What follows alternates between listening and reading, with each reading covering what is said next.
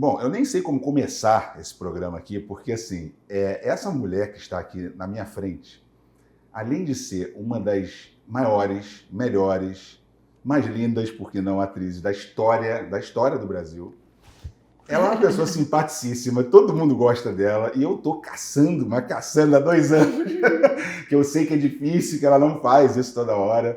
Malu Mader, eu tô muito feliz de você estar aqui. É um dos programas é uma das horas mais felizes aqui desde que eu comecei esse programa, em 5 anos, você tá aqui. Porque eu sou brasileiro, né? Não desisto, né? Você sabe. Júnior, que alegria e que timidez, assim, de ouvir todos esses elogios. Muito bem-vindos. Saiba que eu também estou muito alegre de estar aqui, porque eu também estava super afim que a gente conseguisse esse dia. Estava deixando para mais perto, assim, de um momento de divulgação de trabalho, que eu acho que é sempre o melhor mote para se fazer uma entrevista. Sim. Mas eu sei que numa entrevista, é claro, que a gente acaba falando de vida pessoal e tal. E, claro, você já deve saber que eu tenho uma certa resistência a isso. Uma certa? E só abro exceções, assim, para pessoas maravilhosas como você, como a tua família, demais, pessoas que eu confio e tal, porque senão a gente acaba depois falando, assim, coisas que hoje em dia voam tudo, por aí, né? A nossa revelia, né? Qualquer coisa que a gente fala. É até difícil até pensar antes de falar, porque assim você fala, mas quando eles querem dar um jeito, eles vão dar um jeito. Não, é porque exatamente a vida toda eu gostei de ir para uma entrevista para dar a entrevista, para abrir o coração, para falar sem pensar. Porque eu, como espectadora, detesto ver entrevista de alguém que não falo disso, não falo daquilo, não quero falar, fica quietinho, ou fala aquilo que é o esperado. Aí é melhor ficar em casa.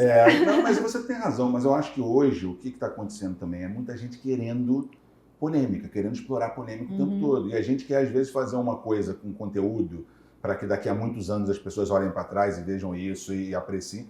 Mas é difícil, né? Porque hoje em dia virou clique.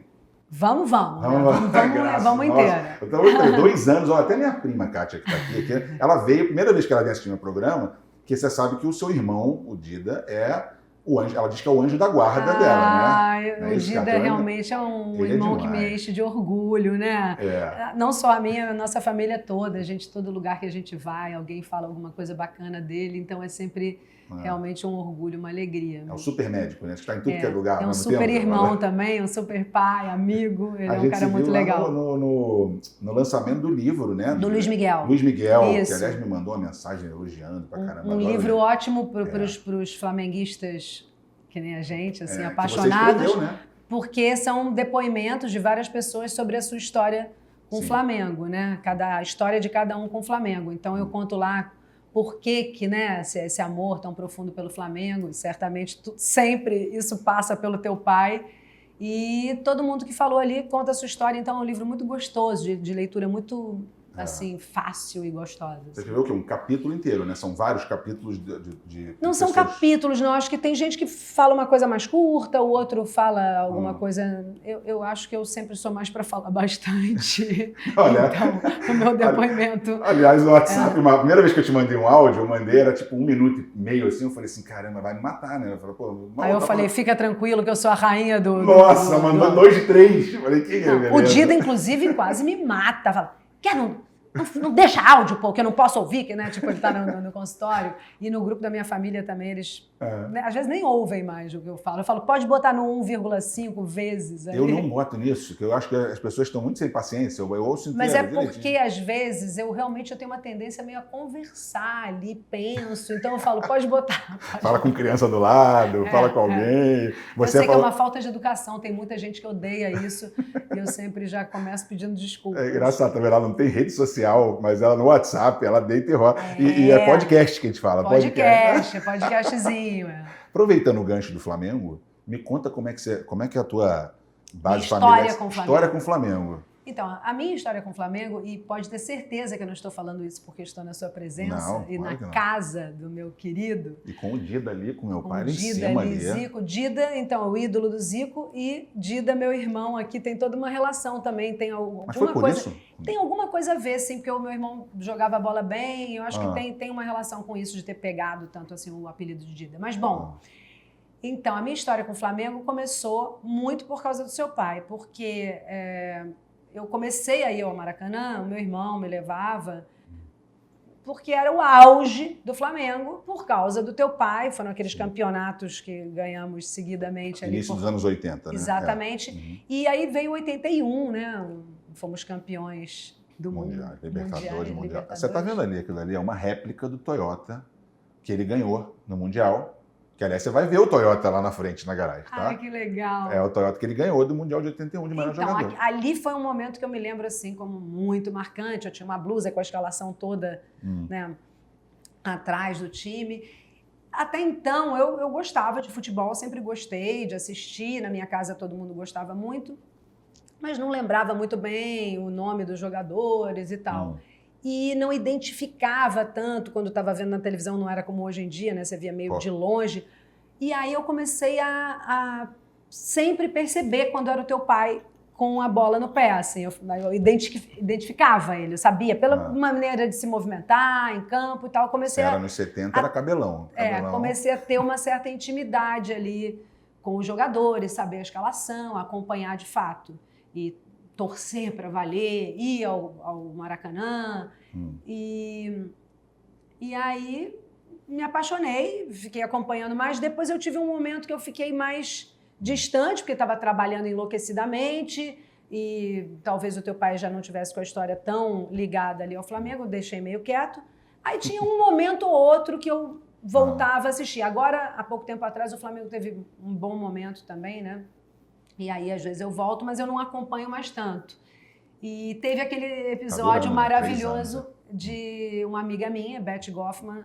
Na época, ela tinha um namorado que fazia um programa chamado Tá na Área, o Alê. Eu lembro. E eles falaram, vamos fazer com você algum, eu para variar, né, dando aquela dificultada, e assim, meio preguiçosa de dar entrevista e tal. Aí ela, não, vamos fazer. Eu falei, só se for com o Zico. Aí ele conseguiu. O Zico falou que vai dar a entrevista. Eu falei, então, beleza. Aí eu falei, e no Maracanã? Vamos no Maracanã. Acho que foi na arquibancada, não foi? E aí a gente foi na arquibancada, fomos no campo, ele mostrou exatamente os lugares onde ele batia as faltas. E um programa delicioso. Eu levei meu filho, o dia eu vi ele chutando bola no gramado com meu pai. Isso, imagina o que é isso para o meu filho, que é um super flamenguista. Mesmo para o meu outro filho, que ainda não era nascido, o Antônio, mais novo, ele também ama essa história, né? O irmão lá no campo com o João lá com a gente, né? Então, a gente guarda essas fotos desse dia assim como uma joia. Aproveita, meu amor. Aproveita, querido. Você vai se arrepender depois. Mas que bola que nada. Ele quer o colinho da mamãe. Não, e depois você participou do documentário. Exatamente. Do meu pai, o Zico, filme documentário, né? Sim, dei entrevistas, porque daí eu já estava conhecida como uma flamenguista ativa. Então a história, tá vendo? E você só não é conselheira lá porque você não quer, né? Porque senão Mas você... então, e o teu pai, algumas vezes depois disso, sempre que, sei lá, outro dia eu estava envolvida com algum projeto beneficente, alguma ação social importante. Há pouco tempo atrás eu estava envolvida bastante com a causa da AME. Liguei para muita gente e a gente sempre imagina, né? Acho que todos imaginam uma pessoa como teu pai, que está muito ocupado, que tem muitos pedidos de todos os lados. Ele é sempre o mais rápido, o mais acessível. Mais acessível. Ele estava no Japão, eu acho que ele me ligou primeiro do Japão do que muita gente aqui no Brasil. Foi. Já de cara, já gravou um vídeo, já mandou. É evidente pelo jeito dele que ele é uma pessoa que simplifica, né? Até vou falar depois de envolvimento social, porque você sempre foi, né, envolvida com projeto social. Gosto bastante. E a gente tem esse jogo aí há 18 anos, que a gente ajuda muita gente, é legal. Mas eu queria saber o seguinte, primeiro, eu tô vendo que você tá feliz agora, tá leve, tá mais aliviada também, né, porque você foi muito ativa politicamente e tal, nessa época, então assim, agora a gente meio que deu tá mais tranquilo agora. Na verdade, eu nunca fui uma pessoa de muito engajamento político, nem partidário, nem nada. Em 2 momentos eu me engajei. Há muitos anos atrás, quando era a eleição Collor e Lula. E aí foi a primeira vez e única, talvez, até então, que eu tinha me envolvido de fato, de dar o apoio a alguém, né? Botar meu nome ali, a minha imagem. 90, foi 88 para 89, né? 89. Meu pai foi secretário do Collor naquela época. Então, e eu que torci muito para o Lula ganhar na época, e depois passei anos e anos e anos sem me envolver diretamente, né? Porque é sempre, claro, muito preocupante você, né, querer usar esse poder de influência que tem ou não tem sobre as pessoas. E agora, evidentemente, diante do quadro que se apresentou, fui com tudo, assim, eu nunca tinha participado com tanta intensidade assim do momento político do país, nem mesmo na época dos anos rebeldes, né? Apesar do que o que eu estava falando em relação ao Collor tinha a ver com esse momento dos anos rebeldes também. Mas agora não tinha como. Eu acho que qualquer pessoa com um mínimo de consciência política se engajou. O Tony também, eu vi ele sempre lá. O Tony também todo, nunca tinha, de fato, assim, se envolvido tanto. A gente realmente fez campanha, né? Não, e numa época que, assim, eu tava até falando do que eu te falei aqui agora, das pessoas daqui a muitos anos olharem essa entrevista, não é com todo mundo que a gente fala o tempo todo, por exemplo, da pandemia, mas, assim, foi um momento tão louco e que você, por exemplo, falou muito pouco e com razão, né? Só que, assim, eu sempre tento trazer um pouco disso, porque eu acho que daqui a muitos anos vai ser estudado de uma forma... Foi a única vez na nossa vida que parou tudo, gente. Nós ficamos meses em casa, né, sem vocês, então não puderam trabalhar. A gente ficou 4 meses em Penedo, na minha casa de campo, da minha família, e numa situação completamente atípica, porque todo mundo ficou isolado, e quando eu estava lá em Penedo, os meus filhos e minha enteada, que, né, minha filha também, meus netos, filhos da minha enteada, e eles tinham voltado para o Rio. E eu falei, eu vou ficar aqui, vou ficar. E aí logo eles voltaram, e voltaram sobrinhas minhas. Éramos 11 na casa. Inteira. Pô, que barato. Então ficamos ali numa experiência muito única, né? E pela primeira vez na vida, eu sou uma pessoa muito positiva, gosto de afirmar a vida sempre e achar que a vida é feita de momentos alegres e tristes, de coisas boas e ruins, e a gente tem que aproveitar tudo o tempo todo. Mas na pandemia, pela primeira vez, eu senti assim, o baque, sabe? Eu dei uma leve deprimida, assim, porque não era só o nosso sofrimento, né? O meu individual, de pessoas próximas que estavam perdendo pessoas queridas, familiares e tal. A gente assistia, né? Era aquela coisa que o Carlos Drummond de Andrade fala, né, na poesia, o sentimento do mundo, que você tá sofrendo o teu sofrimento e um sofrimento maior, que é o mundo todo estava sofrendo, o mundo todo estava perdendo gente e, além de tudo, um governo que não estava nos apoiando e não estava tomando as atitudes corretas para nos proteger. Então, a gente estava se sentindo meio sem pai nem mãe, né? Como se diz, né? Então, saúde mental, né? Todo mundo ficou Eu afetado. senti exatamente isso. Nunca se falou tanto de problema de saúde mental e a gente sentia isso perto da gente. Eu senti isso, assim, uma busca, pessoas que eu conheço que trabalham com isso me dizendo que aumentou o número de, mesmo online, muita gente procurando ajuda, que bom, porque é importante, né, nesse momento acreditar que tem jeito, que você tem que ir para uma terapia, para um psiquiatra, para quem quer que seja, que entenda do assunto. Mas um pouco antes de começar a pandemia, um médico amigo da minha família, chamado Ricardo Cruz, criou no Hospital Samaritano umas palestras, um ciclo de palestras chamado Humanidades. E lá eu assisti uma palestra que me impressionou muito, chamada De Perto Ninguém é Normal, que o Benilton Bezerra, psiquiatra, que conduziu essa palestra mais, porque muitas pessoas falam e tal. E ele falava que essa questão coletiva, né, a questão social, afeta a nossa saúde mental muito mais do que a gente imagina.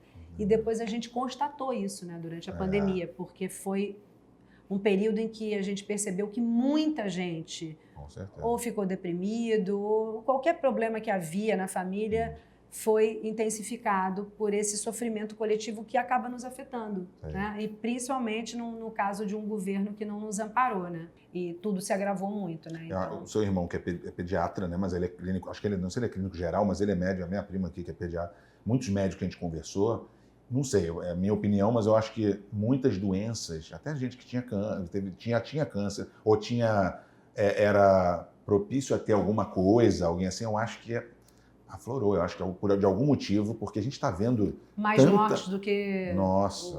Assim, Nossa. pelo menos é uma impressão que a gente tem, todo mundo comenta muito sobre isso. E agora a gente homenageou, por exemplo, o Pelé e o Dinamite. Pô, e aí, Aí teve Gal Costa, teve Erasmo Carlos, o Jô, meu Deus do céu, você foi tantas vezes no Paulo Jô, meu Gustavo, pai. Paulo Rubem Gustavo. Fonseca, Nossa. Aldir Blanc. Eduardo Galvão, meu amigo. Eduardo Galvão, queridíssimo. Eu peguei Covid muito perto do Galvão e foi todos nós. Você pegou também. Você pegou. Todo mundo pegou. Logo no começo, E meu pai, você falou o negócio de Penedo, meu pai, não sei nem se você sabe disso, meu pai falou que ele e a minha mãe nunca tinham ficado 6 meses juntos, sem ninguém viajar em casa. Olha que loucura Você sabe isso. que eu acho que eu e o Tony também não. Pensa bem, que meu pai tá sempre acho viajando, né? 2 em 3 meses. Ele falou, primeira vez que eu tô passando 6 meses aqui direto. Nunca. Quer dizer, nunca. Pelo menos que ele se lembre, assim, né? Não sei quantos anos. Eu acho só quando eu fiquei grávida do João, que eu e o Tony fomos morar em Nova York um tempinho. E eu acho que foi isso, eu acho, uns 4 meses, assim, que a gente ficou sem ninguém Muito viajar. louco, né? Mas até então o Tony viaja também direto e eu volta e meia. Pô, e agora depois disso, graças a Deus, assim, parece que deu uma... O voltar ao trabalho, não é só, é o trabalho e a vida normal, né? Tipo assim, a gente tá aqui, eu lembro que quando eu tava gravando, no dia que tá começando a pandemia, a Giovanna Antonelli veio aqui, a gente tava todo mundo já apavorado. E aí depois que a gente retomou o Fagner, todo mundo de máscara, aquela preocupação. E aí você ter essa tranquilidade agora, de voltar numa produção agora, gente, muito mais... Eu já estava numa fase que eu gostava de não sair tanto, né? Porque eu sempre gostei de agitar, de festa, de tudo. Aí chegou uma hora que, acho que o fato de ser casada com o Tony, ele sempre sonhava de eu querer dar uma acalmada. A gente vai meio misturando um pouco o jeito com... Mas logo ele, que é roqueiro, que vai pra então, tudo talvez que é lugar. por isso. Não, mas ele tem uma natureza mais tranquila, o Tony, de gostar de ficar em casa, de não gostar de sair. Ele tem mais um jeito de escritor, que ele também do que de roqueiro, assim. Mas ele sempre sonhava de eu dar uma aquietada e eu já tinha dado. Mas na pandemia ficou tão claro o quanto a gente precisa, né, do outro, de se relacionar, de encontrar, de abraçar. Tanto é que eu andava mais quieta, mas quando voltou assim a poder sair, eu ficava louca para encontrar os amigos, para abraçar, para tocar, para beijar. A gente fez o jogo agora, o Jogo das Estrelas, 60 mil pessoas. Assim, você tá ali sem preocupação nenhuma. Minha tia, a mãe dela, minha tia Sueli, ela foi internada com Covid. Então, assim, a gente tinha que falar tudo na câmera. Eu lembro que eu vim aqui com a minha família, minha esposa, meus filhos, a gente vinha aqui, meu pai ia no carro, a gente ficava de máscara do carro, falando com ele. A gente passou por coisas inimagináveis, típicas de cinema distópico, daquilo que a gente viu a vida inteira e falava, não é possível, isso não existe. Aliás, ontem eu vi um filme com o Tony, que é um filme adaptado de um livro dos anos 80 ou começo dos 90, que é de um grande autor chamado Dom DeLillo. E o filme é interessantíssimo e, de alguma forma, o cara foi absolutamente premonitório. Chama Ruído Branco. Ruído Branco? E tá na Netflix. Vou ver depois. É bem interessante e é absolutamente premonitório, de certa forma, né? Claro que foi escrito nos anos 80, então é muito mais relacionado assim, à época da televisão do que do computador e tal, mas tem muito a ver com a gente, muito a ver. Mesmo, eu vou assistir, né? Boa indicação. Com o que a gente passou, assim. Na hora de ver filme, ver série, a gente vai falar da série agora. Sim. Eu já contei pro meu filho, já do multinível. Você viu que eu botei o Stan Lee aqui da Marvel, que tá bonitinho ele aqui, ele vai dar sorte aqui. Muito legal. Esse aqui é o King of Cameos, que é o rei das participações especiais. Todo filme da Marvel ele aparecia sem querer, assim, ele parecia de guardador de carro, de segurança. O Hitchcock fazia filme, exatamente, é mais barato. Agora, você que já é com essa coisa de não dar entrevista. Na pandemia, então, você falou, agora que muita gente fez live. Então, eu acabei fazendo, sim. Porque exatamente por uma necessidade que a gente tem de se comunicar, de falar com o outro, de trocar. Acabei fazendo um podcast da Tati Bernardi, que se chamava Calcinha Larga. Eu soube disso. E eu fiz um da Maria Ribeiro. E da Isabel Gueron. Teve um de tablado que você participou, assim, online, que foi sobre tablado, sobre documentário. Eu fiz um documentário, uma entrevista de um documentário para o tablado, mas fiz pouca coisa, assim, fiz pouquíssima coisa, mas sempre quando dava para fazer de casa, né? Não estava saindo isso é uma coisa que foi a tua carreira inteira, você sempre foi... Porque eu, claro, já vi várias entrevistas, mas você sempre foi essa coisa de não... Meio reservadinha. de não... Até nas suas entrevistas, você falando, é engraçado que você está sempre... Eu falo, como é que pode essa menina ser tímida? Não, na entrevista eu acho que eu fui tomando uma certa... Depois. Rejeição, assim, a entrevistas, porque como eu comecei muito cedo, desde 16 anos que eu fico dando entrevista sem parar, eu dei muita entrevista e nas entrevistas eu sempre abria o coração, falava tudo que estava passando pela minha cabeça. E essa utilização do que você fala, a maneira como se edita, como o que você bota em destaque, em negrito, como aquilo repercute, eu acho que eu fiquei um pouquinho... meio quase que traumatizada, assim, porque realmente, de alguma forma, é como se eu tivesse também antevendo essa questão das fake news. Porque as fake news, quando você fala fake news, você fala assim, é alguém que está espalhando uma mentira. Mas há ali uma estratégia, que é usar de uma verdade para falar uma mentira. Então, você vai em cima de uma coisa que a pessoa ela vai acreditar se eu falar isso. Então, você pega, faz uma entrevista inteira, aí você pega uma coisa que está dita ali, tira de contexto, bota... Aí uma mentira vira verdade no meio daquela, sabe? Tem uma técnica disso que, obviamente, jornalistas de imprensa marrom desenvolvem isso muito facilmente. Aí você pega uma pessoa inexperiente, ingênua, coração aberto e tal, você pode fazer miséria com essa pessoa. Os podcasts hoje ficam 4 horas lá sentado, o cara tá ao vivo, então fica falando, e aí o cara... se solta e vai. Não tem como. Só que o que eu mais acho engraçado, eu tava falando até com a Lavínia Vrazar, que ela teve aqui, a gente tava falando sobre isso. Adoro a Lavínia. Ela é um amor de pessoa. E ela falando assim, que você vai lá, ela fala um negócio, tipo, o Fagundes... Você fala brincando, assim, nossa, tinha hora que eu encontrava ele, aí eu pensei nele, aí tava assim... Lavínia tem fantasias com não sei o quê, nesse entendeu? nível. Era sempre assim. Ou então o cara, eu fui falar com o Silvio Santos, eu vi o Carlos Alberto de Nóbrega, porque ele não me atendia. Ele não me atendia. Então, falei, gente, aí tu vai... coisa pode virar um caso aí tu vai assistir, não tem nada a ver, não tem, né? Você vai assistir, não tinha nada a ver, assim, era uma coisa... duro, muito... Você falou da saúde, uma das que você foi do Washington Oliveto lá, que eu assisti. Isso. Você falou... Você falou do negócio da cirurgia, né, da sua cabeça, que foi em 2005, eu acho. Foi.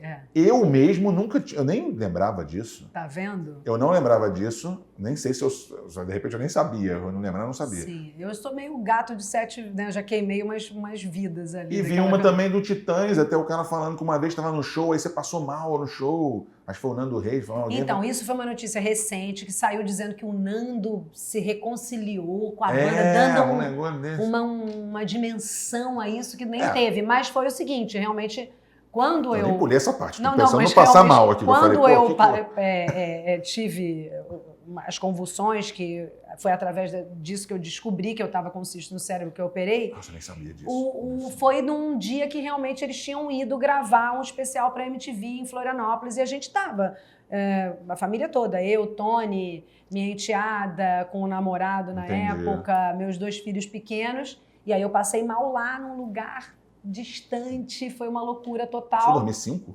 2005. Aí, por causa disso, na matéria do Nando, ele deve ter dito, ou no livro dos Titãs, talvez tenha alguma menção a isso, que daí ele ligou, obviamente, para falar com o Tony, aí como é que tá e tal, e daí falaram de novo. Mas aí sai como se, graças a mim, o Tony... Eu nem vi direito, eu só fui ler, eu já sei que não é bem assim, né? Não tive essa importância toda. Eles se falaram, claro. Cara, mas quando você fez cirurgia, você nunca mais teve problema de nada. De nada, cara. Olha como é a medicina. Isso é legal falar, porque desde então...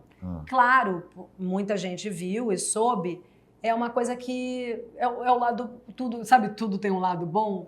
Eu, ao longo desses anos, pude sempre conversar com pessoas que passam por isso e acabam me ligando, ou porque souberam, ou porque tem alguém que me conhece, que pede para me ligar, e é realmente uma coisa boa na vida você saber que a tua experiência, mesmo que ruim, pode ajudar alguém, né?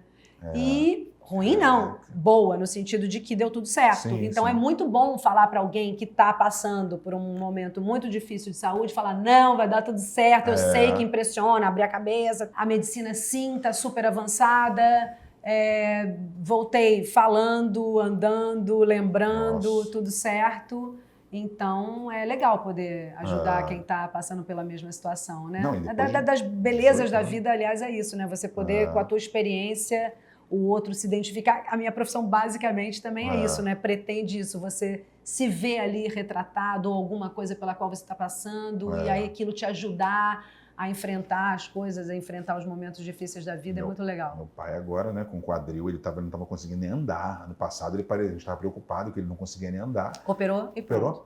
Prótese no quadril, se você assistir uma cirurgia no YouTube, parece uma obra de mas ao mesmo tempo martelo, dizem que a recuperação de quadril é mais simples do que a de joelho e a de ombro. Ele disse que nem lembra que tinha um problema no quadril. Ele nem conseguia andar, então, ele nem olha que lembra maravilha. mais. Viva a ciência, viva a medicina. Pô, graças a Deus, viva né? quem estuda, quem se dedica a alguma coisa que gosta. Com certeza. Né? Aliás, né, isso a gente fala sempre. O que as pessoas acham que sem estudar, sem fazer nada, consegue tudo. Olha, eu vou te falar, viu? Mas, enfim, é o país que a gente vive também, né? Mas 18 anos, cara, que você fez isso, muito, muito legal. E você não teve... Saiu a única notícia que saiu, você falando que teve um pouquinho de sequela, mas assim, que não foi nada demais. Não, que não foi tive até bom sequela pra nenhuma. você.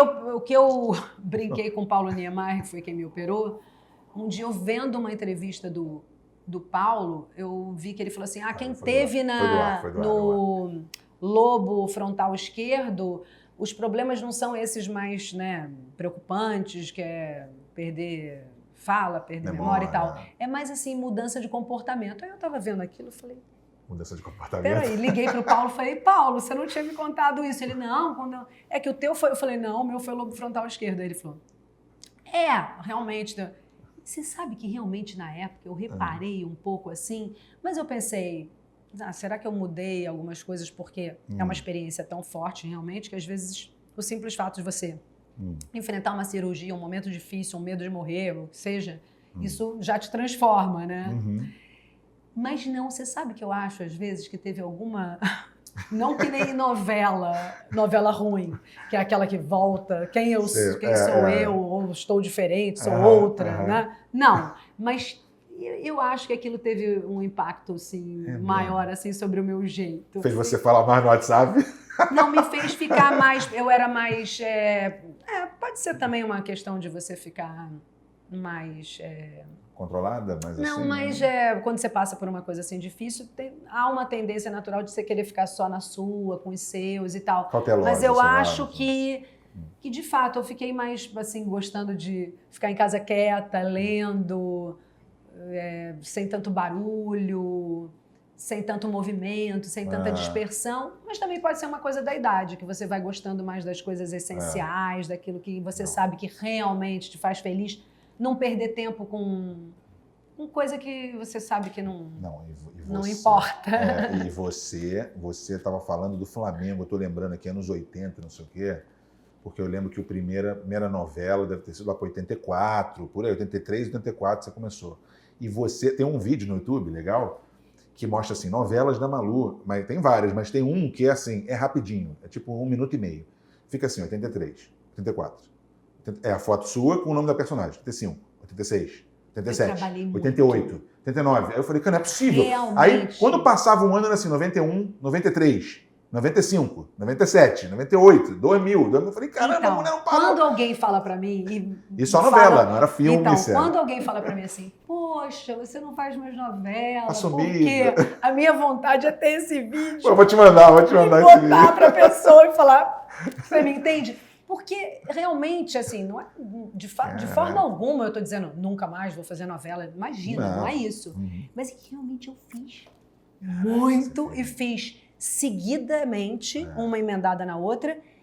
E pior, ou melhor, eu protagonizava muito. E é muito diferente você fazer novela de protagonizar a novela. Quando você faz novela, e eu já fiz novela sem protagonizar, é muito legal, mas você continua tendo uma vida. Você tem um dia que você não grava, que você vai ali ao médico, vai no aniversário da tua família. Protagonizar novela é que nem escrever novela ou dirigir novela, que são trabalhos hercúleos, assim. Você, quando vem aquele bloco de capítulo com 6 capítulos que você olha só para decupar, que é sublinhar a tua fala, ver em que cena que você tá, fazer aquele montinho das cenas tuas da semana que muda às vezes, ou tem que refazer e tal... É como se você estivesse fazendo vestibular todos os dias, durante muitos anos, com todo mundo assistindo a sua prova e falando, eu acho que essa questão aqui não... Essa daqui foi melhor, né? É um negócio exaustivo. Enquanto você está absolutamente envolvido, feliz fazendo aquilo com todo o teu coração e tua emoção. Quando você está inteiro, essa energia, ela prevalece, como qualquer coisa que você faça. Sim. Com o passar dos anos, o processo de gravar uma novela, que é gravar 20, 30 cenas por dia, começou realmente a pegar para mim. Eu comecei a ter desejo de fazer uma coisa em que você possa...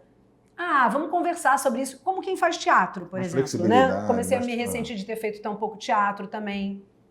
E eu fiz também cinema, mas não tanto quanto novela. Mas assim, curti o processo, sabe?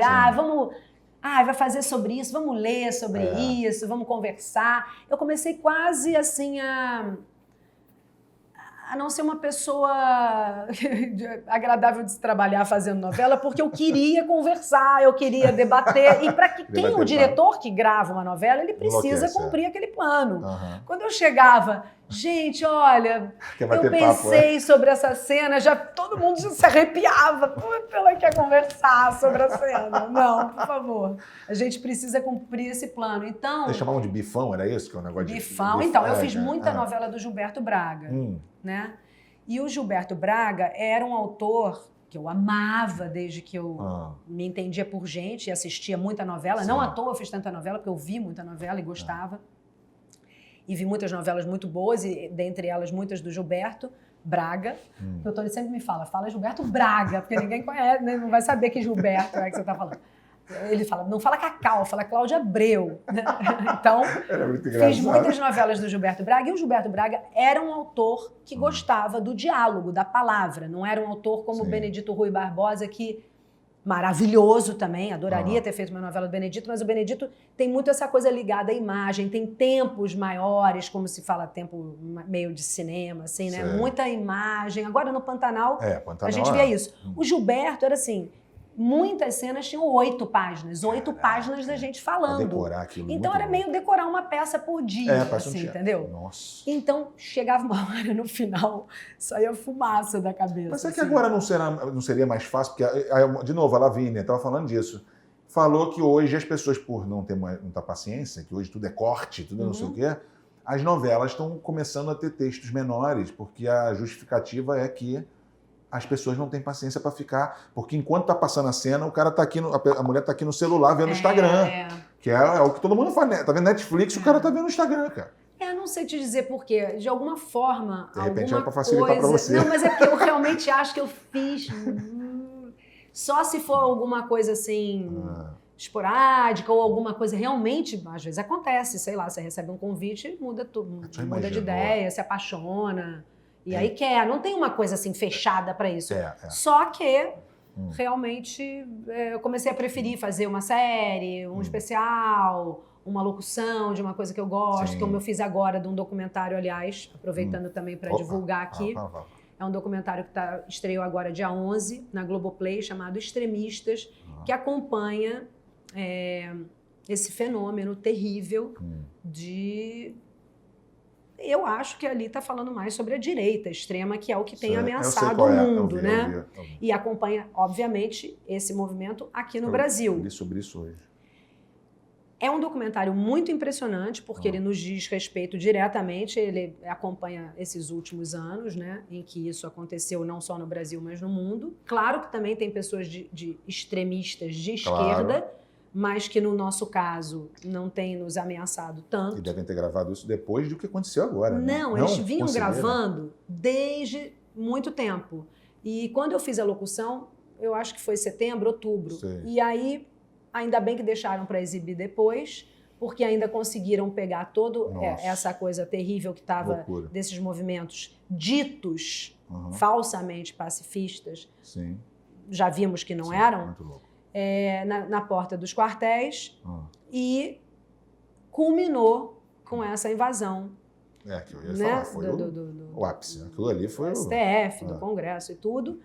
E aí eles puderam, sim, inserir imagens que... Ou seja, quando você assiste esse documentário, ele é um documentário realmente recentíssimo, aterrorizante, é difícil até de assistir, mas é fundamental que se assista para ver o ponto que a gente chegou. que a gente deixou chegar, fazendo pouco caso de ameaças claríssimas à democracia, e é muito importante que seja assistido. Eu realmente recomendo, não porque eu fiz a locução, mas recomendo com entusiasmo que as pessoas assistam. Você faz a locução do documentário inteiro, do negócio inteiro? Até agora eu estava gravando, às vezes, áudios, porque como foi uma coisa muito recente, eles tiveram que reeditar, então é bom que a gente leve a sério o que está acontecendo mesmo, porque muita gente, mesmo isso tendo acontecido, quando você vai falar, e eu converso com pessoas que têm, obviamente, ideologia diferente da minha, continuo querendo debater, estabelecer um diálogo, acreditar que a pessoa pode estar ou equivocada, que a pessoa pode voltar atrás, e tendo visto o que aconteceu. E quando essa questão da crença, do fanatismo, você querer acreditar em alguma coisa, é muito séria, né? Porque essa área da política, da educação, da ciência, você não pode estar lidando com crenças, você tem que lidar com fatos. O que acontece tem que te permitir repensar, reavaliar o que você pensava antes. E digo isso em relação a mim também. Ao longo desses anos todos, eu mudei de opinião várias vezes. Eu repensei o que eu achava de determinado candidato ou de determinada ideologia e tal. Mas pode até ter fatos que requer uma observação sua, né? Diferente, um diálogo e tal. Mas quando você começa com um negócio de crença, com coisa de... porque eu acho que é isso e acabou. Aí não, quando a gente está falando de crença, parece que a gente está falando de religiosidade. Não é, eu entendo. Né? Mas de parece, alguma forma parece, porque assim, a religião ela é sempre baseada em dogma. Dogma quer dizer aquilo que não pode ser discutido. E tem coisa melhor do que esse papo, não discuto política. Então vai discutir o quê? Política é a arte do diálogo, da discussão política. E essa discussão não precisa ser uma briga, não precisa ser violenta, não precisa ser agressiva. Ela busca o entendimento. Mas quando você vê que a pessoa já parte para a conversa buscando o desentendimento total. Você tem razão com a relação com a religiosidade, porque acabam idolatrando como Deus, assim, as certas coisas, né? Você não pode idolatrar. Fica parecendo seita, fica parecendo tudo que a gente já tinha visto de outras mil formas. Mas é tudo muito grave, tudo afeta a nossa vida diretamente, então é uma coisa que a gente tem que estar sempre, sim, dialogando, tentando diálogo, tentando conversar sobre de uma maneira mais racional, porque se for uma questão de querer acreditar, é difícil para as pessoas abandonar uma crença, né? Dizem os neurocientistas que às vezes a pessoa prefere ficar ali onde ela está, porque dá tanto trabalho, assim como dá para uma criança falar assim, gente, descobri que não existe Papai Noel. É tão doloroso, é tão chato, que às vezes a pessoa prefere continuar acreditando, mesmo sabendo que não deveria, porque dá trabalho, né? Você repensar, como a gente brinca na nossa profissão, assim, e eu uso muito esse termo, você tem que botar a câmera de longe, às vezes, muda o ângulo da câmera, olha a mesma cena por outro ângulo, porque as circunstâncias mudam e você tem que estar sempre em movimento, né? Sim, eu li sobre isso hoje, inclusive, são os extremistas, né, o nome? Extremistas.br. Na Globoplay, não percam. Essa eu quero assistir Essa é pesada, mas tem outra que é leve, outra que é maravilhosa. Segura. Primeiro eu quero falar o seguinte, você já imaginou, porque na época de vocês, por exemplo, de novela que a gente assistia, né? Tititi, Top Mom, eu adorava Tieta, Que Rei Sou Eu, aquelas novelas, Gata Comeu, que a gente era apaixonado. Também. Então, essas novelas naquela época era o seguinte, você era a protagonista, você é famosa, tem a televisão, tem a Globo, tem as outras TVs, aí tinha as revistas, né? Contigo, Amiga, Manchete e tal, e você aparecia.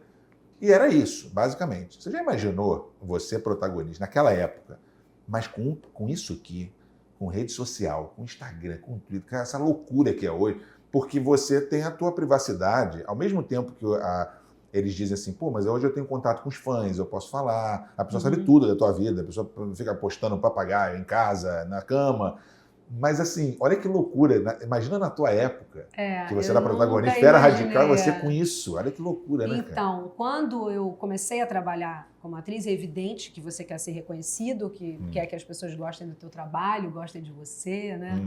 Mas já logo de cara, no início, quando isso ainda é muito forte, essa necessidade de marcar o terreno, de ser reconhecido e tal, eu percebi que eu ficava muito dividida.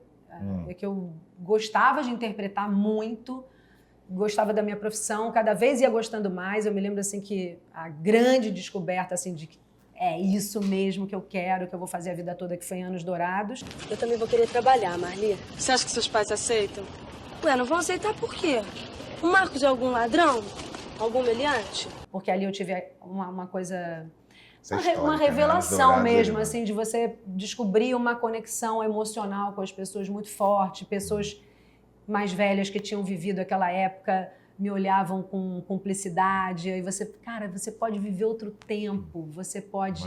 Eu Era tinha Felipe uma... Camargo, né? Isso. Camargo. Eu tinha uma coisa muito forte com os meus pais, de ficar muito junto com eles, assim, porque eu sou filha bem mais nova, então a gente conversava muito, eles me contavam histórias de quando ela conheceu meu pai, como eles se apaixonaram, então eu era muito romântica e tal. Tudo aquilo que eu fantasiava, eu vivi. E a sensação que você tem quando você está numa obra como aquela do Gilberto Braga, que era muito bem escrita, muito bem dirigida, muito bem interpretada, com um elenco escalado perfeito, está tudo no lugar, com aquela trilha sonora maravilhosa, a sensação de que você realmente viveu aquilo de alguma forma. Aquilo fica... É que você incorpora, né? Você meio que tem que... né? Bota aquelas roupas e tal, e ouve aquelas músicas e tal. Você não acredita nisso, não? Que a energia vem, que você parece que você está sendo... a sensação de ter vivido aquilo de alguma forma. Então, eu fiquei perdidamente apaixonada pela minha profissão. Por outro lado, você começa cada vez mais a ter a vida invadida e tal, e eu nunca gostei desse lado, apesar de, obviamente, querer que as pessoas assistam e gostem e tal. Então, eu ficava muito dividida sempre, como que antevendo, assim, de alguma forma, onde isso ia dar. Eu me lembro que quando começou realmente uma coisa mais forte de revista de celebridade, que foi com a Caras, com a Ken e tal, começou uma coisa de paparazzo, que não tinha tanto. E paparazzo em tudo que é lugar. Então você ia numa festa da estreia da novela, tinha mais paparazzo que... Você aparece na revista andando no shopping, começou isso. Aí começou uma chatice. Nessa época eu me lembro que eu tomei um bode, assim, de ser atriz. Eu falei, ai, que chato, que, né, você não pode mais ir à praia com teu filho... tem que estar, sabe, ligada, se não tem alguém fotografando. E assim, tudo bem, tem gente que gosta e que ótimo, e eu não estou falando contra quem gosta. Eu não gostava, então aquilo começou a virar, e talvez por isso até essa coisa de não fazer tanta novela, eu comecei a gostar de ficar um pouquinho mais na minha. Nisso passou o tempo e começou a coisa do Instagram. Então, não é que eu jamais criticaria quem gosta do Instagram, quem tá com... Mas, assim, para mim é um contrassenso, é uma contradição ambulante. Como é que eu, que sempre quis, que não soubesse onde eu tava, o que eu tava fazendo e tal, eu vou mostrar, entende, o que eu tô fazendo? Eu amo que ninguém saiba onde eu fui viajar, o que eu comi, bom, né? Pois é. o que eu tô fazendo. Eu busquei isso a minha vida inteira, porque, claro, era... Cara, né, não dava. Eu não tô 1% do que é da tua fama que eu já recebi no meu telefone. Alguém, eu almoçando, e a pessoa manda foto pro outro, fala, olha que a gente viu. Eu falei, pô, mas que sacanagem, manda tirar foto eu almoçando. Ou filma. Então as pessoas com celular hoje, não é nem rede social, ela te filma, entendeu? Saindo do carro, entrando e manda para alguém e espalha para todo mundo. Quer dizer, sim, hoje em dia é impossível. Não que eu queira controlar isso, nem tenho como controlar, isso como, já era. Você já. tem que fazer parte também do tempo que você vive, entender como são as coisas e não ficar reagindo a elas e tal. Mas eu posso também não alimentar isso mais do que assim. Agora, imagina, milhões de pessoas que eu amo, da minha família, e amigos ficam em cima de mim. Mas como assim? Você tem... Nossa, você ia ganhar dinheiro, você isso aqui, aquilo... Não, e seus fãs, blá, né, blá. Malu? Pô, você e os seus amada. fãs precisam... Né? E eu realmente... Não é que eu tô dizendo que eu não vou ter Instagram, não. Pode ser que alguma hora realmente eu resolva, porque posso me sentir meio fora demais do mundo. Mas... ainda não tenho vontade, assim, sabe? É que você pode usar seu Instagram só para promover. Você daquelas vai botar uma assim, vai ter 1 milhão de pessoas vendo. Assim. Claro, mas Então, alguma hora eu acho que eu vou acabar... Vai fazer. Cedendo, Quero mas ajudar, por enquanto a preguiça... Seu filho já me segue lá, eu já sigo ele, a gente já se fala. Mas então, o João tem, o Antônio tem, a Nina tem, agora o Tony tem também... ali, porque é exatamente para poder... agora, por exemplo, vai ter o Titãs Encontro, que é esse reencontro dos Titãs. Eu quero ir, já ia deixar para o final isso aí. Então, aí, claro, que eles têm que divulgar e tal. Eventualmente, se eu estiver fazendo também algum trabalho que eu considere que o fato de ter Instagram pode ajudar a divulgar, pode ser que realmente, mas assim...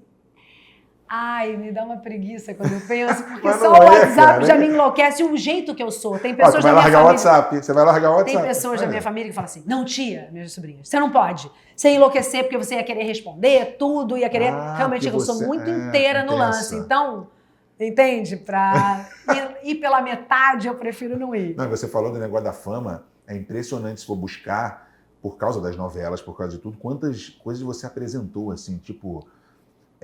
sei lá... Video show. Tudo. Video show. Criança Esperança, fez também? Não fiz tudo.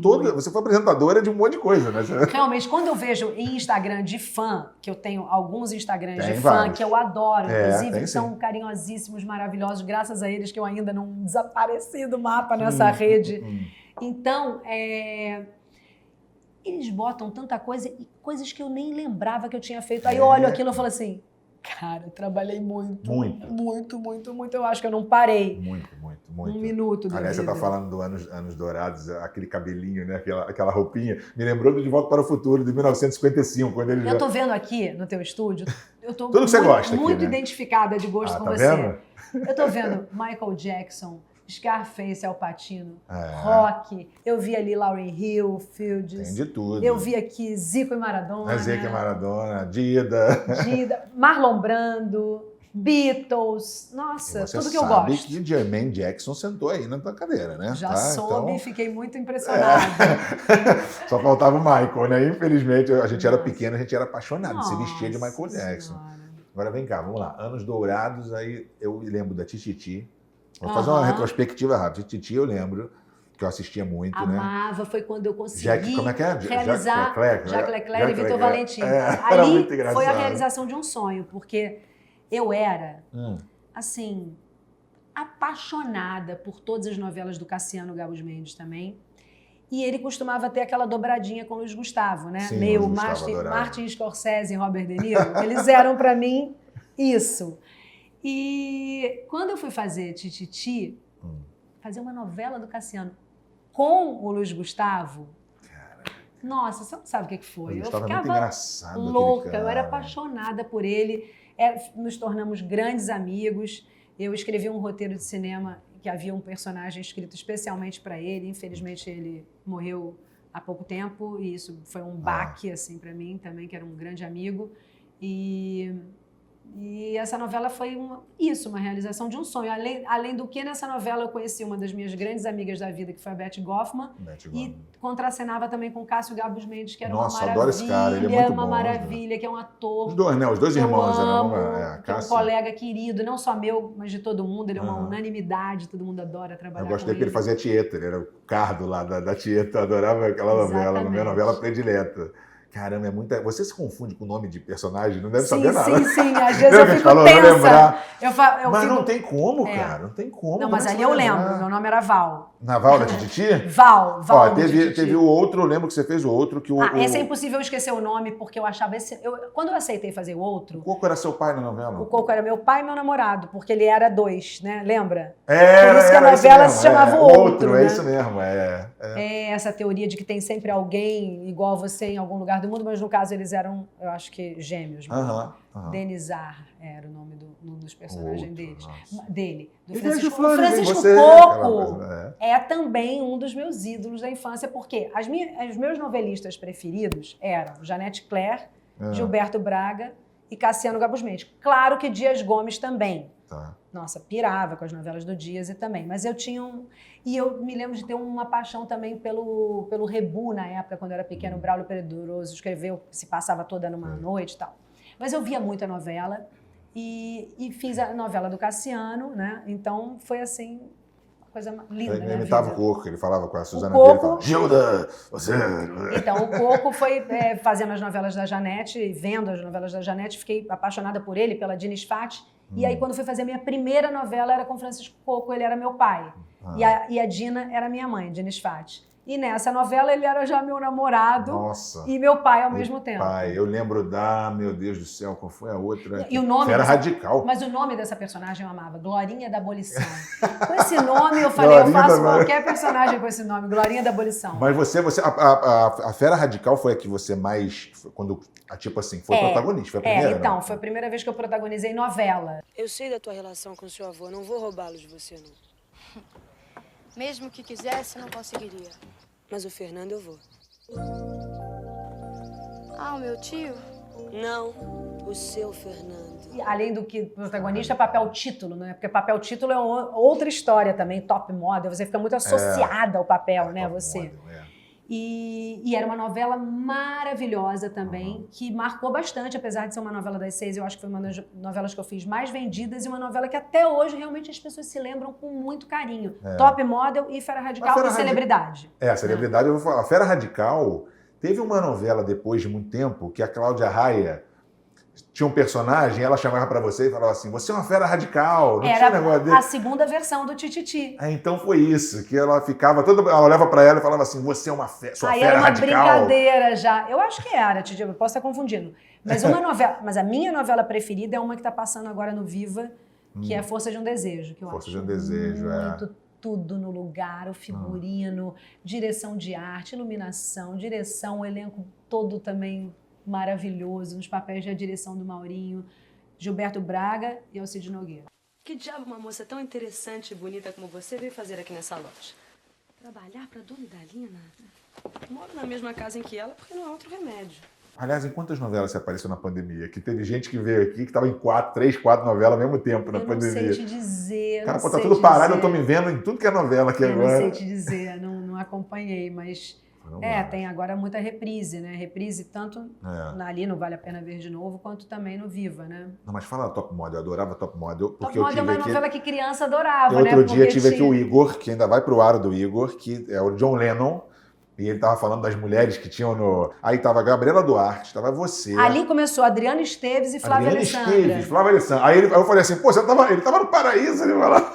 Era muito legal, as meninas no auge da John Lennon, Ringo Starr. Esplendor da juventude. E você de modelão lá, de modelona, que você dizia que não tinha nada a ver contigo. Ficava desesperada quando tinha cena de foto e de desfile. Tanto é que teve uma época que todas as atrizes desfilavam quando me chamavam, até talvez por causa de Top Model, eu falava, gente, não nasci pra desfilar. Mas essa novela marcou muito, cara. Até a música. Mas é que eu acho que sim, é uma coisa... Com o passar dos anos, você vê que a pessoa vai lembrando e tendo uma memória afetiva de...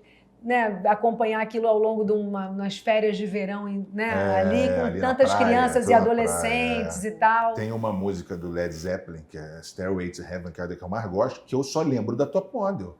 Por causa dessa que tocava música, lembra? Eu não sei qual era o personagem que tocava essa música, era uma música meio... Era uma excelente trilha, porque eu me lembro que o Talma era diretor de núcleo, e eu me lembro, tinha Oceano, tinha a Francesa. Oceano, de Djavan, E o Talma era um cara que também era muito musical. O Talma, ele dirigiu na época Chico Caetano, também alguns anos antes, na época dos Anos Dourados. Ele dava muita importância pra trilha. Eu me lembro dele me mostrando num Walkman, assim, o Oceano, falando, olha a música. Eu, nossa, não acredito que eu vou ter. Top Model lembra um pouco Armação Ilimitada, assim, por causa da praia. Sim, é porque é do Calmon.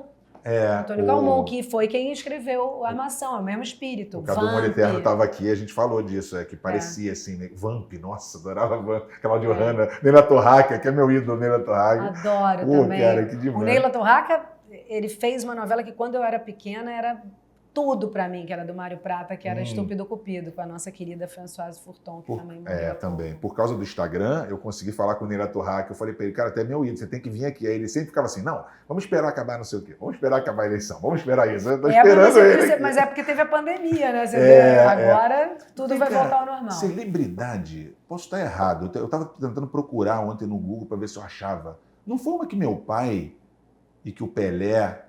Teve uma que eles vão uma festa, não era essa? Provavelmente. Foi que meu pai foi, que o Pelé foi. Cara. Era uma novela que tinha muitos convidados, pessoas famosas de verdade, né? Então ia. Eu tenho fotos ali por causa dessa novela com o cara do Simply Red, com a Alanis Morissette, com Mick Hucknall. Com pessoas do esporte, como teu pai, com a Rita Lee. Graças a essa novela eu encontrei tanta gente que eu amo. Gal Costa foi... era muito legal essa novela nesse sentido, então foi demais. Eu contracenei um pouquinho com a Marília Pêra. Essa novela me deu essas alegrias. Assim. Nossa, os seus parceiros de... Porque o pares românticos, eu sei que o Fábio Assunção foi várias vezes, Sim. Né? Zé Maier, acho que também muito. Eu acho que Fala Assunção, viu os 4 que eu vi. a pessoa que eu mais contracenei de par romântico foi o Fábio Assunção, o Cássio, o Gabos Mendes, o José Maier eu acho que foi só no Fera Radical. Não, foi também num episódio da Vida Como Ela É. Felipe Camargo, a gente também já contracenou algumas vezes. E esses são os meus pares constantes. Pares românticos. Pares Mas assim, românticos você teve alguém que faltou alguém que você não contracenou assim muito...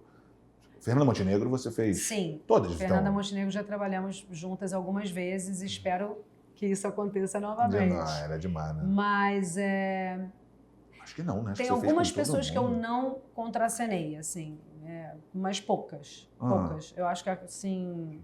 O Lima Duarte, por exemplo, é um cara que eu acho Sério? que eu devo ter feito uma cena com ele muito rápida em algum lugar, assim, uma participação, mas nunca fiz uma novela inteira e tal. Mas trabalhei com bastante gente. Isso foi a parte melhor da história, porque quando eu era pequena eu era tão apaixonada, pra mim era um mundo assim de sonho, pra mim era impossível.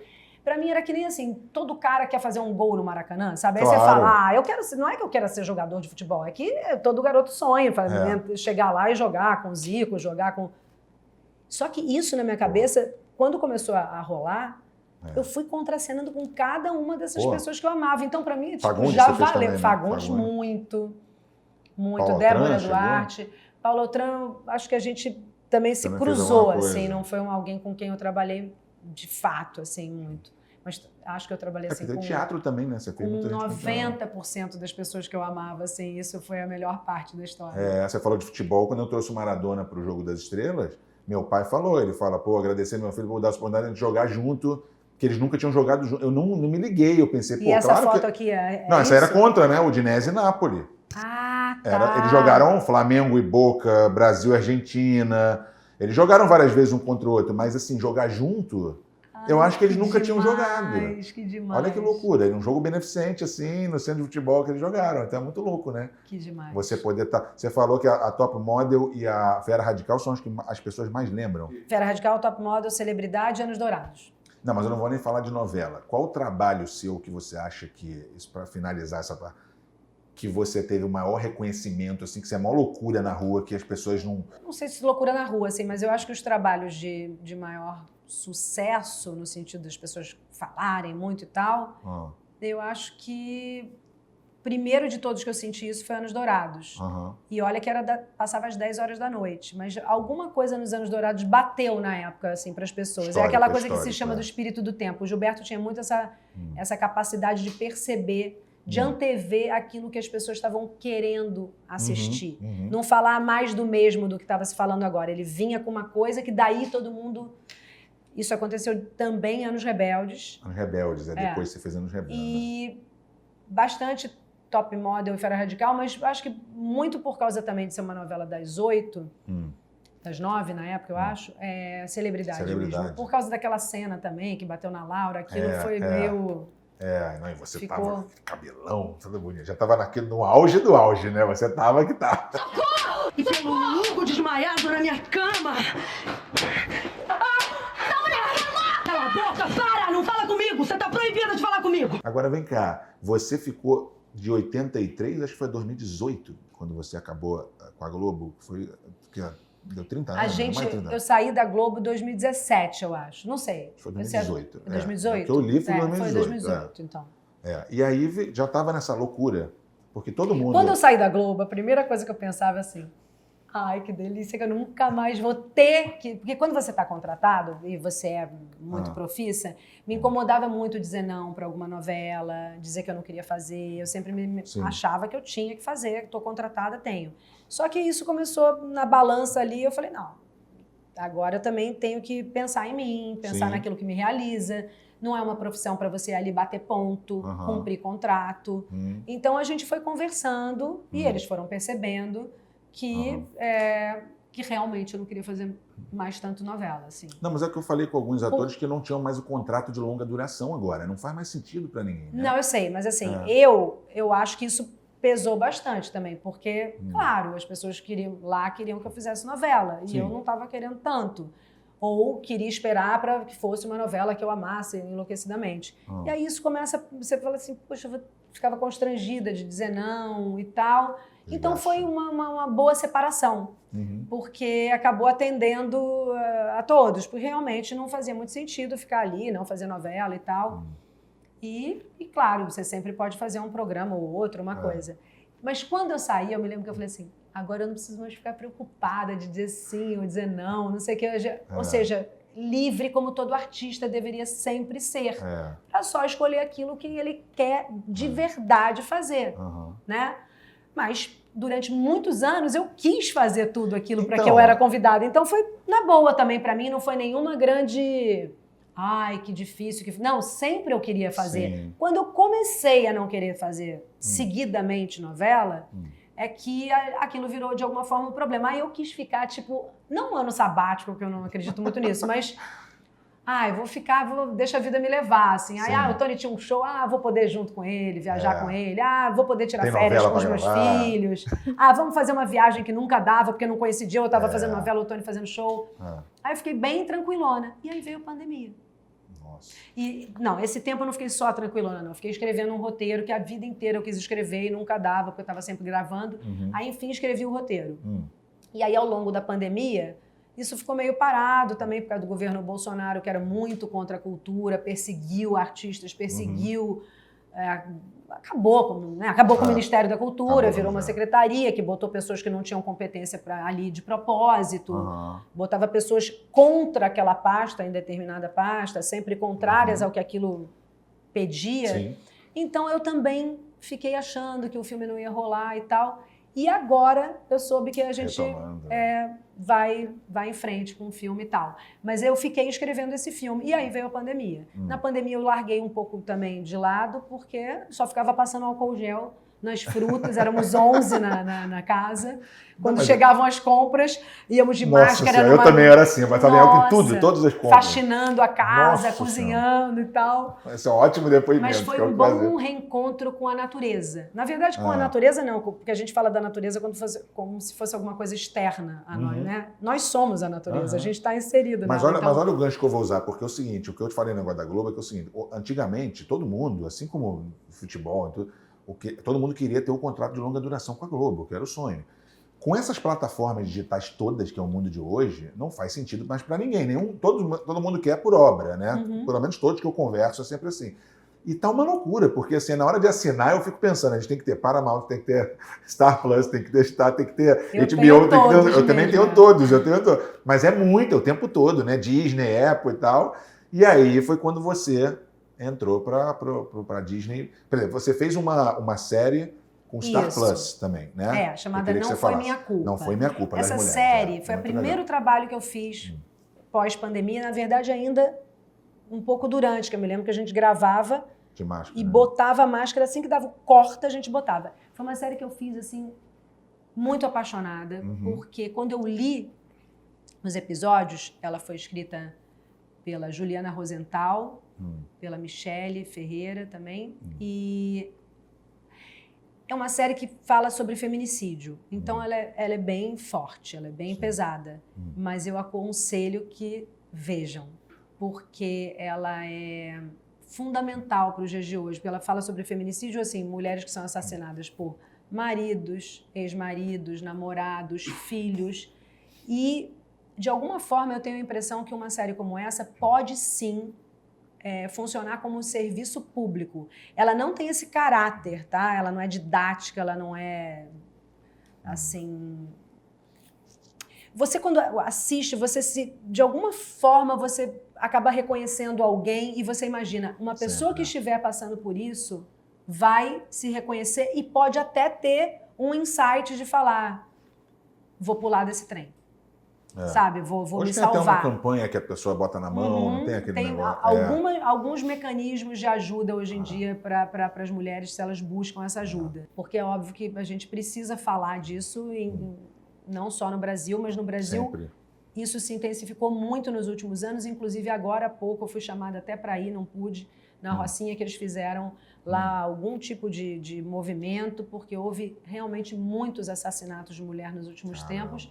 E é preciso, infelizmente, enfrentar isso, assistir isso para a gente entender também a dimensão que isso tomou e que não à toa existem esses movimentos feministas que muita gente acha chato.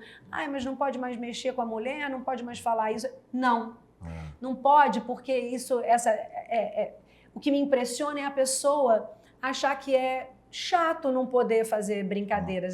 Quer dizer, esse incômodo... Centenas de anos aguentando isso, agora não pode falar. Esse incômodo que as pessoas têm, não posso fazer piada, como se fosse, é mimimi, que mimimi é sofrimento dos outros, com né? certeza. Esse movimento feminista, ele tem que ser radical. Ele tem que ser. Porque para você tentar combater uma coisa que faz tanta gente sofrer há tanto tempo... Você também tem que ser radical, porque são atitudes muito radicais. Como racismo, com tudo matar isso. a pessoa, racismo, tudo. Muita gente sofreu durante muitos anos e ainda sofre, ainda é assassinado, ainda é violentado. Então, as pessoas estão reclamando do quê? Os movimentos têm que ser radicais, porque graças a esses movimentos recentes... Muita gente já tomou consciência de lá para cá. Eu conheço homens que eram extremamente machistas, gente que era racista, que no mínimo agora tem que ficar encolhido. Tem que ficar encolhido, é verdade. Tem que aguentar não poder ficar fazendo piadinha. Se bem que tem tem gente que resiste. Uma turma que ficou pior, eu acho. Eu falo isso, pelo amor de Deus. Mas então, reacionarismo quer dizer o quê? Voltou Reação. Ku Klux Klan nos Estados Unidos voltou. Falei, tá meu filho, cara. Eles estão reagindo ao mundo tá andando para frente. Mas eu tenho uma ótima notícia para dar para quem é progressista. Eu aprendi isso recentemente numa aula e amei. Os grandes passos que a humanidade dá para frente, os bons passos, assim, essas vitórias de conquistas femininas, de conquistas das pessoas pretas, dos povos orientais, não se anda para trás. Vem alguém tentando puxar para trás, mas não... Por exemplo, digamos, antigamente a mulher só podia casar virgem. Pode vir alguém tentando dizer, não, vamos de novo, vamos casar virgem. Tchau. Esquece. Agora é daqui pra frente. Homofobia, tudo isso. Entende? Não tem mais. Não pode xingar alguém de macaco num jogo, não sei o quê. Não pode. Não é que não deve, não pode. Porque é lei. E a gente vai conquistando essas leis e você vai mudando a mentalidade das pessoas para melhor. Algumas pessoas vão se debater porque são, eu sou conservador, tal. Beleza, fica aí conservador, vai ficar... Não tem mais como. Vai ficar no passado, com saudades, nostálgicos. Todos nós somos nostálgicos. Por quê? Porque a gente lembra da nossa juventude. Ai, que delícia que era quando eu fazia top model, que lindo, Passou. O tempo anda, outras coisas vêm, ideias novas, pessoas mais arejadas, com boas ideias. E hoje em dia, os movimentos gays, olha que maravilha, todo mundo pode amar quem quiser e tal. Claro que vai ter alguém que vai querer matar alguém que está... Porque a Clarice Lispector que falava, adoro essa frase. Esse é meu medo. Liberdade ofende. Por quê? Porque tem gente que está presinho, reprimidinho, fica com ódio de quem está assumindo seus desejos e suas vontades. Fica com ódio, mas vai ficar... Daqui a pouco vai ficar sozinho lá, tendo que... Não, e parece que a pessoa fica com mais raiva do que tinha antes. É uma coisa de louco. Mas é um movimento de reação a isso, é natural. Fica com raiva, mas vai ter que segurar a onda dessa raiva, porque agora estamos sob nova direção. Não foi culpa minha. Não, e o que a gente viu agora, o dia da posse do Lula? E eu não estou falando aqui como fãzinha do Lula, também que eu não gosto. Eu sou fã. Não é isso. É o que aquilo representa para a nossa sociedade. O Bolsonaro deu isso de presente para o Lula, né? Não aparecer para entregar a faixa, que é uma falta de hombridade, de dignidade, de não passar uma faixa, né? Mas ele acabou dando esse presente e a gente viu aquele espetáculo maravilhoso que só quem é elitista, racista, misógino, homofóbico é que não gostou. Todo mundo que viu aquilo ficou feliz, se sentiu representado. Aquilo é um aceno para uma vida mais livre, para uma vida mais amorosa, para uma vida tranquila. Bom, eu achei aquilo a coisa mais linda do mundo. Não, agora vamos falar de Mila no multiverso. Mostrei pro meu filho hoje, ele já ficou louco, que ele adora essas coisas, ficção científica, como é que é? Multiverso. E foi lindo você falar da Mila agora, porque a Mila no multiverso, para mim, quando eu aceitei fazer esse trabalho, foi exatamente porque eu senti nesse trabalho que ele falava de tudo isso ao mesmo tempo. Porque ele fala o quê? Outro dia eu li uma coisa no livro de alguém, que eu acho que foi um livro chamado Pedra da Loucura, que eu não sei se foi isso. Cada um de nós acha que o seu universo é o único. E existem vários universos. na ficção científica, a gente está explicitando isso. Aham. Sim, existem milhões de universos diferentes e dentro de cada um desses universos você pode cumprir um papel diferente daquele que você cumpre nesse. Uhum. Por acaso, a minha personagem é uma cientista e quando ela muda de universo, ela também, eventualmente, é uma cientista no outro universo. Mas É Elis, de- né? Elis? Elis. Você é a mãe da Mila. E eu invento uma coisa chamada pólen, que permite que a gente viaje para outros universos. E é interessante porque nesses outros universos, essa questão de você ser homossexual, ou bissexual, ou ser preto, ou ser... Nem se... a Mila, por exemplo, é uma menina preta, Aham. minha filha. Sim. A gente nem fala sobre isso, entendi, entende? entendi. É como se a Tá gente já barato. tivesse caminhado e andado e tivesse já vivendo um outro mundo. E também não é uma questão, um menino gostar de outro menino. Isso nem é um ponto a ser discutido na série. É como se já fosse um universo mais evoluído, mas que tem lá seus vilões também, que tem milhões de aventuras e é E ela muito ela tem um interessante. grupo, né, que Ela ajuda tem alguns ela. amigos e esses amigos, de alguma forma, eles também estão nessas viagens para outros universos. E tudo isso que a gente estava falando aqui agora, de inclusão, de diversidade, de aceitação do diferente, de tentar estabelecer um diálogo sempre, mesmo com quem parece absolutamente distante do seu universo. Está tudo lá, mas de uma forma, obviamente, muito mais fantasiosa e metafórica e tal, e não tão explicitada quanto agora, que é meio chatinho também, eventualmente, ficar discutindo de tudo o tempo todo.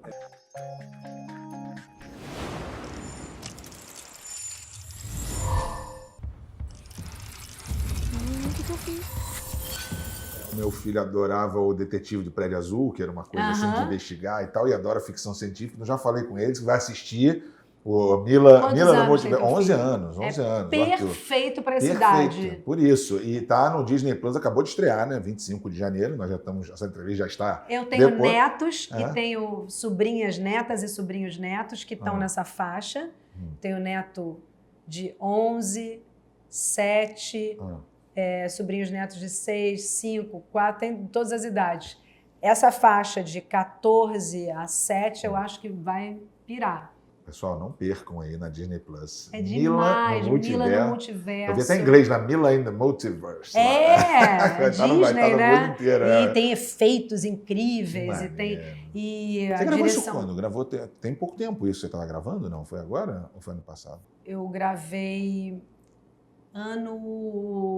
Bom, agora a gente já está em 2020, final de 2021. Tem mais projeto aí para falar? Eu sei que você faz muita coisa social e você fez um documentário há muito tempo atrás chamado Contratempo. Exatamente. Que você mas sempre fala que vê todos foi eles aí aflorando. Foi né? uma Que é coisa maravilhosa que aconteceu na minha vida, dirigir esse documentário, porque... Vai fazer outro? Não, porque assim, quando eu era garota, eu fiz vestibular para letras e para ciências sociais. E as duas vocações voltaram, assim, mais tarde, né? Quando eu dei uma diminuída de gravar novela e tal, que eu filmei esse documentário, que dirigi, essa questão social voltou muito forte, assim, essa preocupação, né? E essa curiosidade também. E quando a gente se conheceu durante a filmagem do Contratempo, os meninos e as meninas que fizeram, depois a gente ficou muito ligado, até hoje a gente se encontra, conversa, troca, e eles são todos muito bem-sucedidos assim, nas escolhas, e todos trabalham, são pessoas curiosas, inteligentes, que sustentam suas famílias e que eventualmente ensinam também instrumentos para outras pessoas que querem esse aprendizado. Então, dá para ver que realmente o Brasil, ao longo desses anos todos, teria explodido se não fossem esses projetos sociais, porque às vezes você pensa assim, não, mas não adianta, projeto social não vai resolver. Não, vai. Resolve, muitas vezes se resolve de uma pessoa, imagina quantas pessoas estão sendo ajudadas. Faz tão bem ajudar, porque né? quando você quer a oportunidade e não tem, e alguém oferece essa oportunidade a você, a pessoa vai com tudo. E quando a gente ajuda, faz um bem danado, né? Não sente dó. E nem fui eu propriamente que ajudei, não. Por acaso eu gravei. Não, tô dando mas assim, eu digo, todos os projetos sociais que eu tive um contato, que eu fui chamada por algum motivo, ou para emprestar imagem, ou para estar lá junto e tal, você quando entra ali no dia a dia e vê o que acontece, Verdadeiros milagres. É assim. demais, é demais. É muito, dá uma satisfação, né? Dá, isso é uma realização uma gratidão de ter. incrível. Tem alguma coisa que a gente esqueceu de projeto aqui ou não? Deixa eu ver. Não quero perder nada. Também, eu estou aqui pensando. Eu quero terminar com o meu Então, ingresso no eu Titã. estou querendo agora também fazer um documentário sobre o Paulo Freire. Isso é um desejo enorme. Já comecei aí a fazer a lista das entrevistas. Estamos escrevendo, finalizando de escrever o projeto. Já temos um teaser para apresentar aí para algumas plataformas. E eu achei fundamental falar dele, porque de repente a gente começou a ouvir falar mal dele. Eu falei, mas peraí, por que estão falando mal do Paulo Freire? Algumas pessoas ignorantes falando dele como se ele fosse vivo. E ele é um sujeito que nos projetou, assim como teu pai, assim como Pelé, é dos grandes nomes brasileiros que levou o Brasil a ser bem falado no exterior, assim como Tom Jobim, Chico, Caetano, Gil. Com certeza. Ou seja, a gente tem que exaltar, homenagear, fazer essas pessoas cada vez mais vivas, independente de estarem mortas ou vivas, eles estão vivos de alguma forma, mesmo aqueles que já morreram, porque eles representam alguma coisa positiva do nosso país. E o legado dele é muito importante. A gente sabe que o problema maior do Brasil é a educação. Ele já apontava isso há muito tempo. Atrás, E eu acho que a gente vai ter que lembrar todo mundo do quanto a educação é importante, do quanto ela pode ser prazerosa, alegre, importante na transformação de cada um.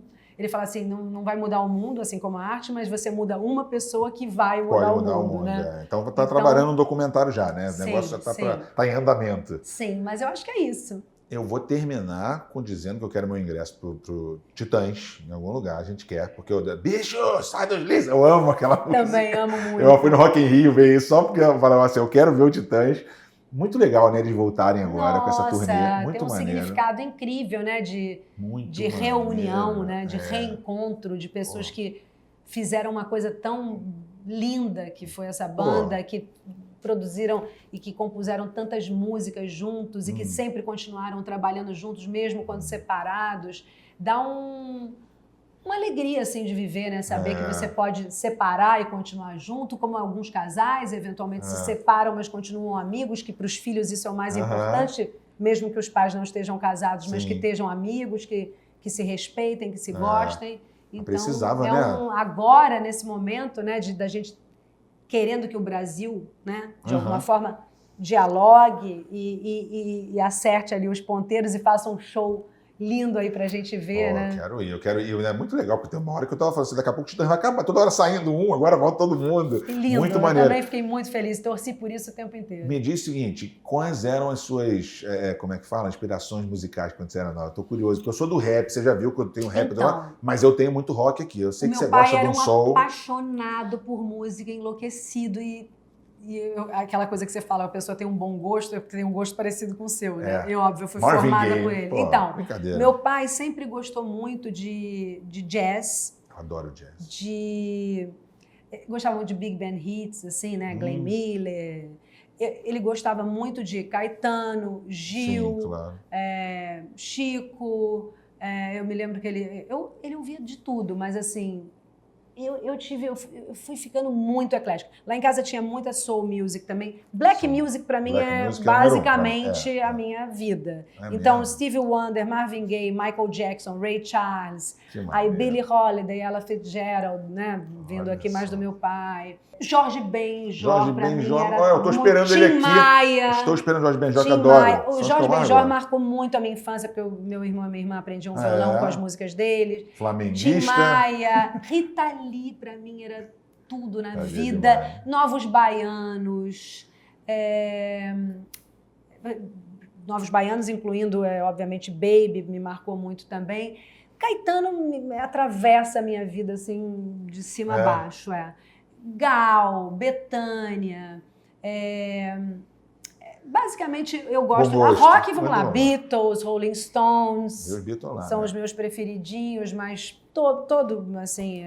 Eu fui ver o The Who no dia do Titã. The Who, já assisti The Who, ai, tanta gente que eu amo.